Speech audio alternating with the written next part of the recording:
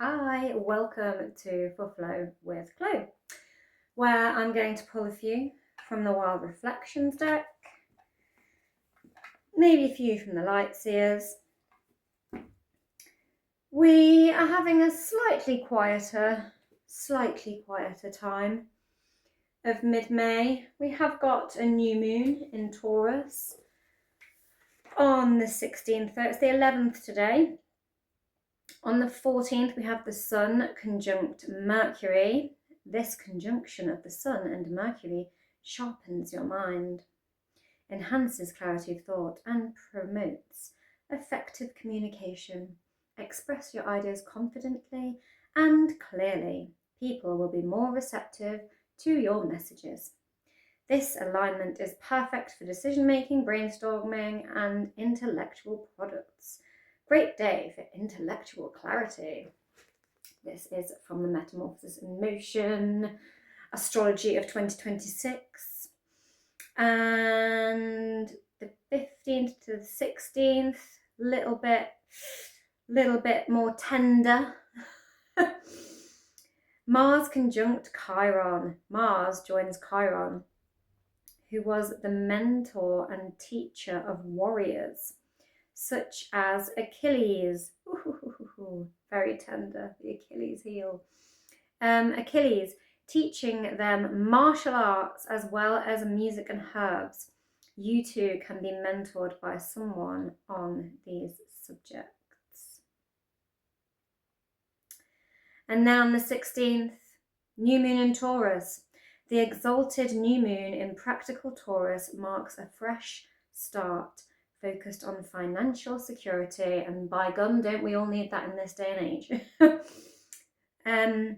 Personal comfort and tangible results.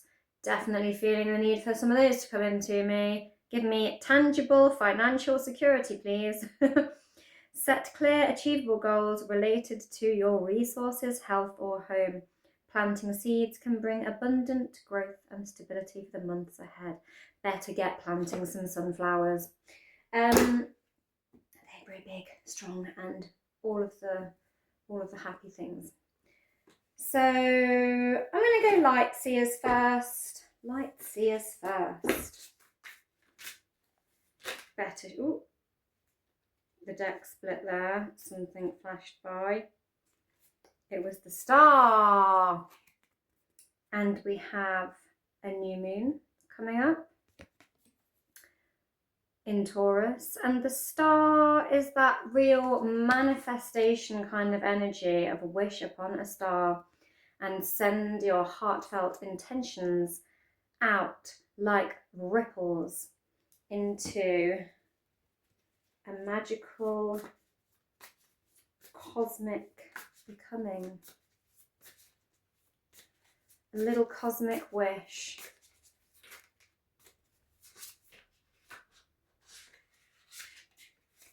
We also have the Three of Pentacles, working collectively to get the job done.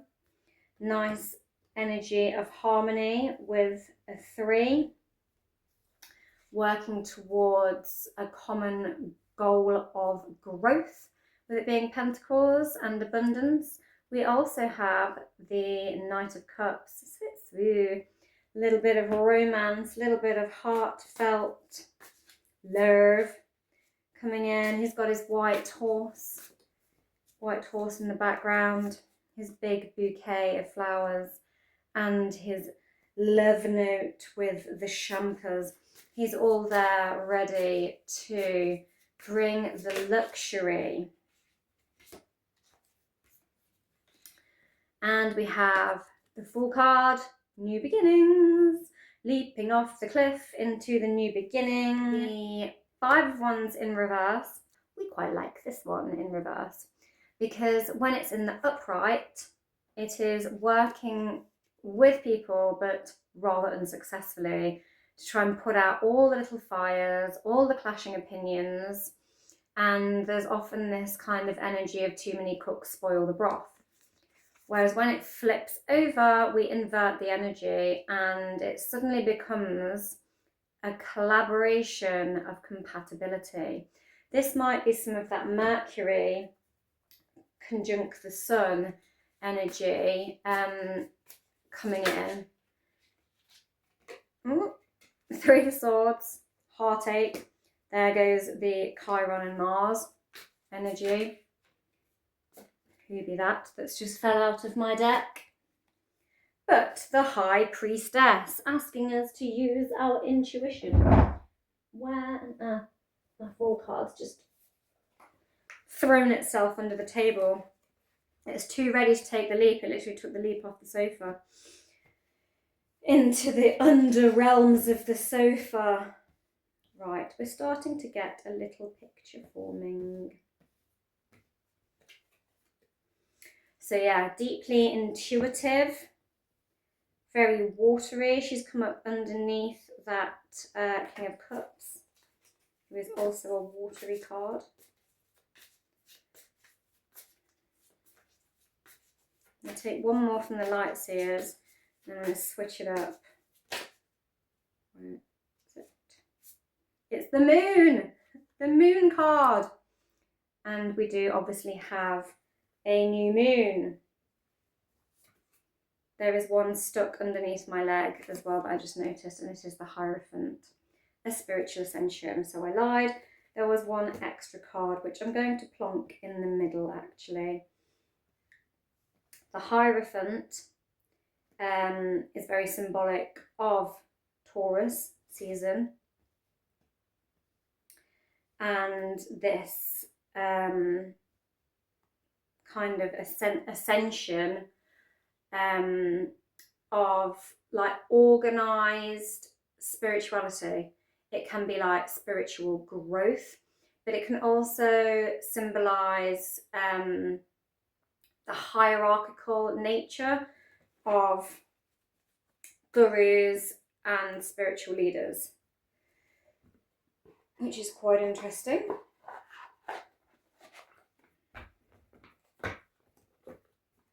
Just going to pack those Light Seers away for now. So, a little bit of Wish on the Star energy, which is very Taurusy new moon. It's actually an Aquarian card, and we are in the age of Aquarius with Pluto in Aquarius. But it's like this big manifestation kind of energy of, as I said before, putting those heartfelt wishes out and trusting in the cosmos that you can communicate to it, that you are one with it, and you can make it, you can put it into being through the power of manifestation. Then we have also the Three of Pentacles, that working together, that stability, that pentacly vibe of the earthy energy of Taurus season and this Taurus new moon coming up. So this real need to be like grounded, but communicating harmoniously with the collective towards this need for future stability. I also am getting a bit more of that Mercury conjunct the sun as well, because as it said, working through harmonious communication to be more heard, be more realized, be more productive through the power of communication. And so getting the job done with the power of the words. So, which is actually quite a Gemini thing, but it's mercurial. Mercury is always communication-y. And with the sun combusting, it's gonna, really give us more focus to build, to work, and work harmoniously through communication with others. And this lovely Cups card, I feel like, although the Knight of Cups is a water card, it is actually Pisces is the Knight of Cups, which is why he's oh so romantic with all of the ideological kind of dreamy romance, traditional symbolism of like the horse, the flowers, the Prosecco picnic blanket with the, sealed letter.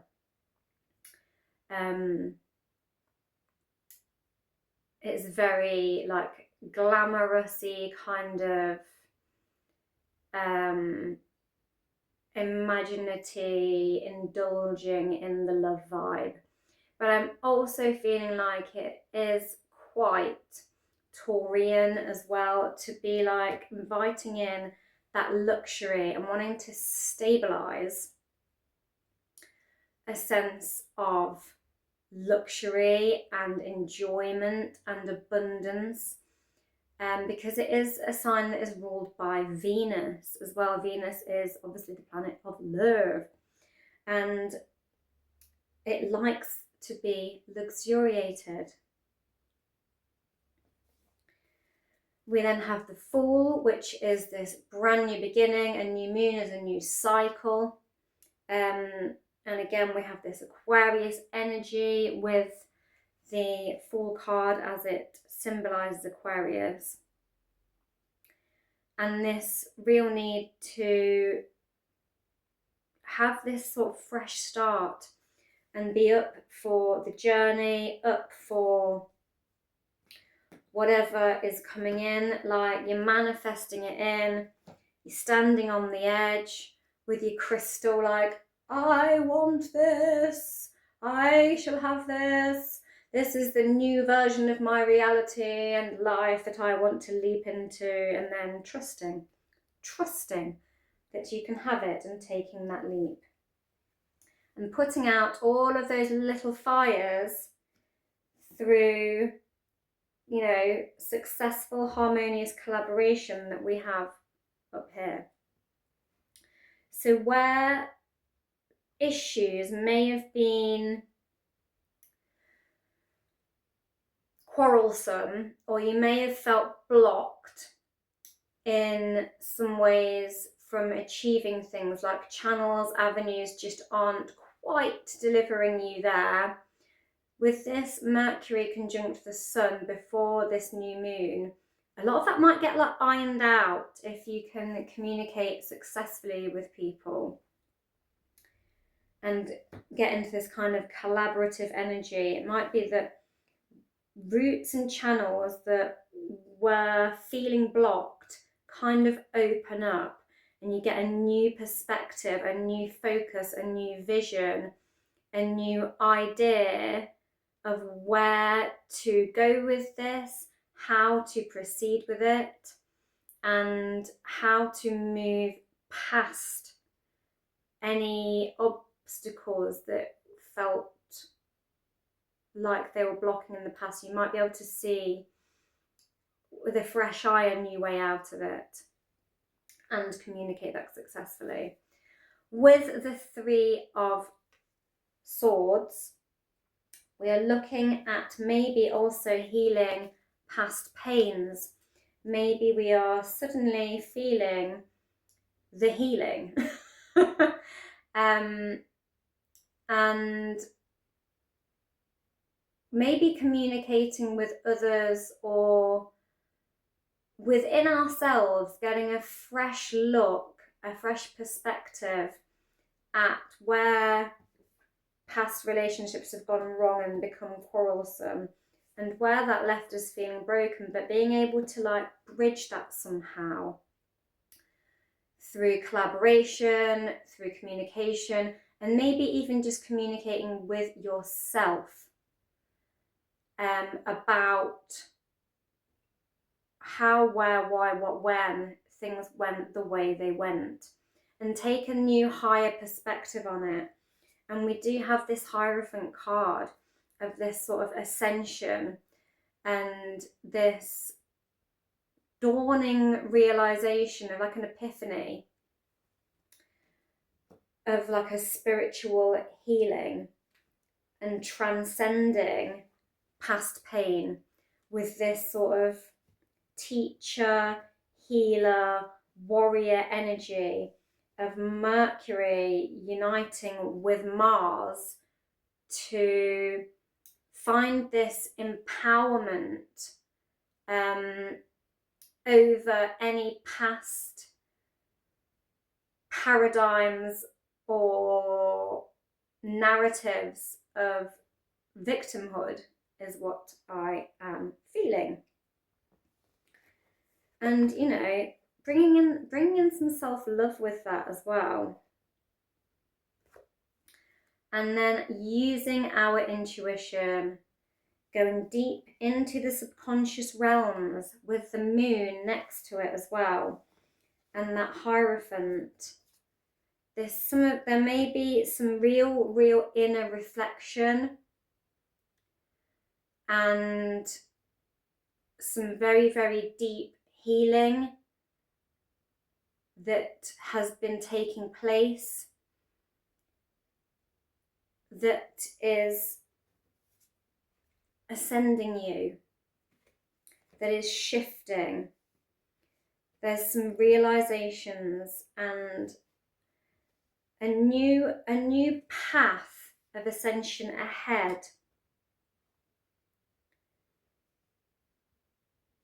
to take us beyond the now, beyond the past, into this whole full like new zero fresh start beginning, ready to get on that ladder and start climbing again, and this path through towards, you know, security and abundance and stability and healing. It's pulling some from the Wild Reflections. I have the Queen of Wands, a little Miss Sassy Pants. Usually the Queen of Wands is, she's like Aries energy as the cardinal fire queen. She is leading her pack of bison, however, and she's doing it with strong stability, which is quite Taurian actually, that she's leading a pack of bison with the Taurus being symbolized by the bull.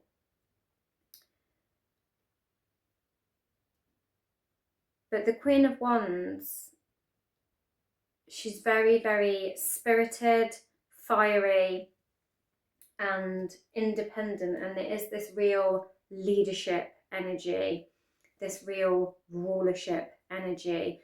That Aries energy is very I am. We also have the Hierophant again, and we have this more Taurian, direct Taurian symbolism on it, of again man with buffalo, and this real strong, sturdy, earthy energy of the bull on it.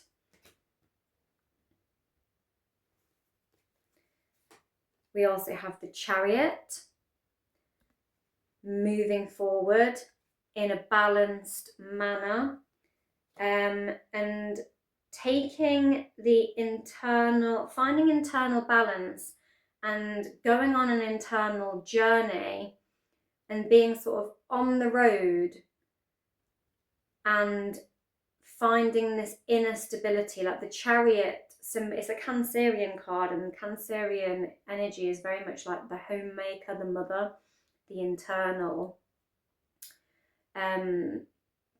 sort of dialogue of, you know, the home, security. And it's off on the road. It's transitioning places and being able to move through all these different states, move through the journey, but remain secure and balanced internally with whatever life is kind of throwing at you. Find balance with it. And we have the Seven of Pentacles and the Two of Pentacles. So the Seven of Pentacles is a card of assessment with our growth, beautifully symbolised by the sunflowers. I did at the beginning of the reading, get planting your sunflowers around this new moon. And it's an assessment point. It's like how far I've come, what I have gathered, where am I going next? Assessing your growth, your personal, real life stability and growth, and where you have invested and it's paid out, and where maybe you could make changes to have further success in your personal growth, your real life worldly growth. Be that, investments or whatever, abundance and stability in real life abundance symbolizes to you. And also the Two of Pentacles, which is Jupiter in Capricorn, expanding the energy, juggling it all round until you are maximizing it, and almost kind of like throwing these pentacles in a constant looping way to make this infinity dance with them, so that there is always a constant feedback loop of repayment, balance, ingoing, outgoing, ingoing, outgoing, to create this growth, this maximized kind of infinite growth.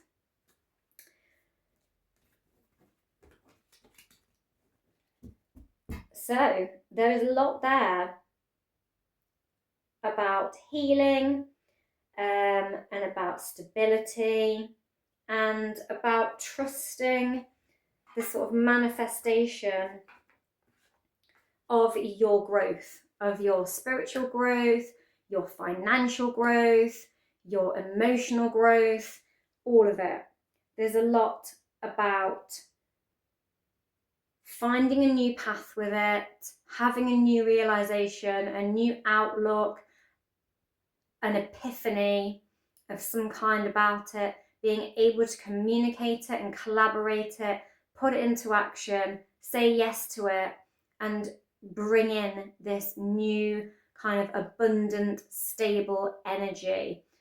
So really bamming those points from the astrological energies of the week. I'm going to take one from the Everyday Witch, and one, when I find it, from the Green Witch's Oracle. I'm going to go with the Green Witch's Oracle first, because I feel like it's super growthy, abundant-y, Taurian-y. And magically, because what is not less,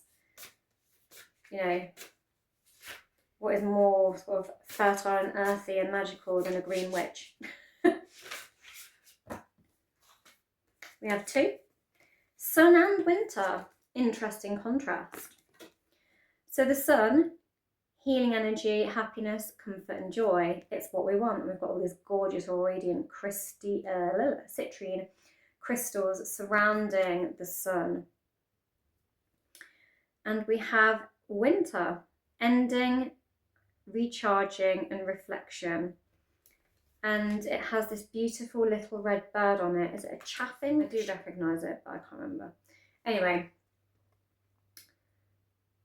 obviously winter is a time where we, like it says on the card, recharge.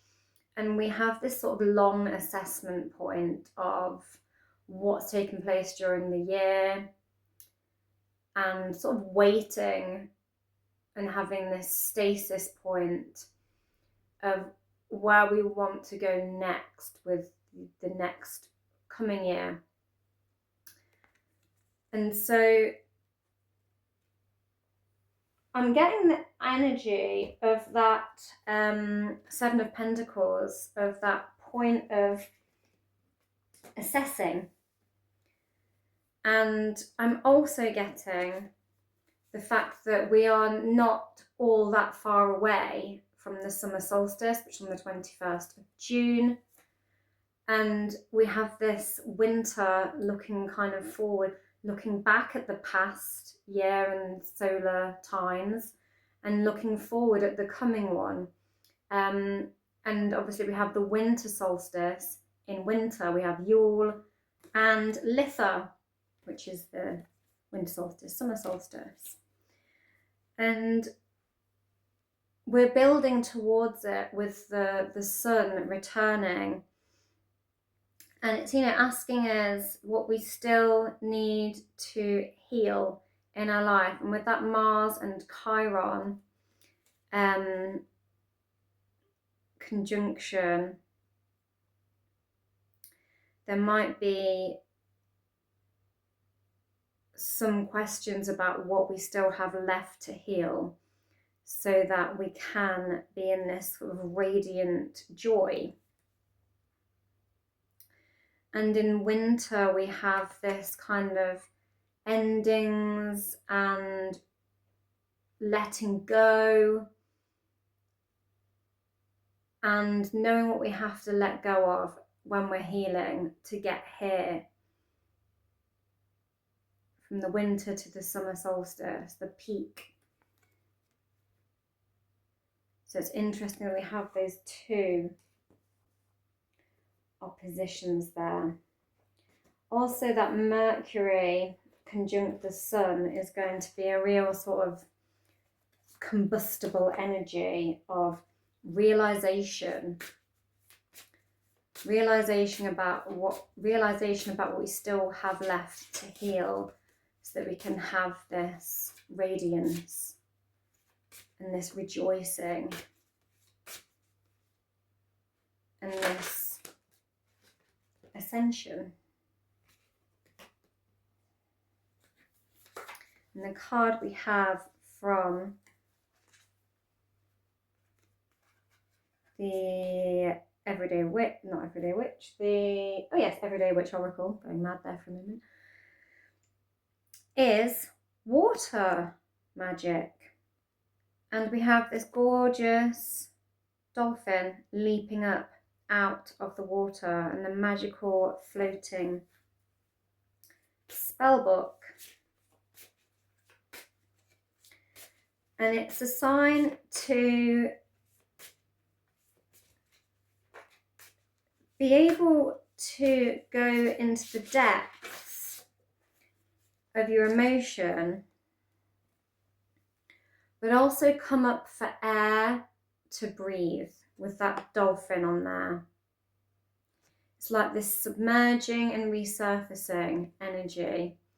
And with that submerged and resurfacing energy, it's almost like going deep with that healing and those internal realizations, and then resurfacing to take this like leap like the dolphin does and inhale that new air, and have this like cleansing energy.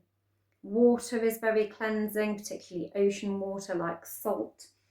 And the dolphin is a very joyful creature that also breathes air and leaps out.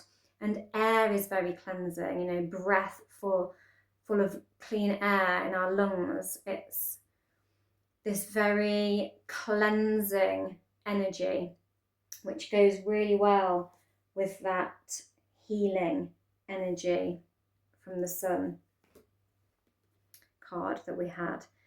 And we have Tears of Joy and Sadness. And when we are doing healing, there may be tears of joy and sadness at the realizations. It's like looking at your internal and how you are going about in the external, and uniting them both, looking at the past and the present and uniting them. Quite a lot of Gemini energy there as well, with this sort of duality, this kind of parallel timeline thing. And we are also approaching Gemini season. And we do have Venus in Gemini at the moment, as well as Uranus in Gemini. So there is big kind of air energy in that regard in the Gemini aspect. And so, more about healing. Healing to regenerate. There's a lot of regeneration energy there coming through the reading. And that is all for today. I will also be posting a Taurus new moon class as well, which I will be putting out later this week. Thank you for watching Flow with Chloe. Don't forget to like, share, subscribe and all that jazz. And thank you to all you new subscribers and all you returning viewers. Bye.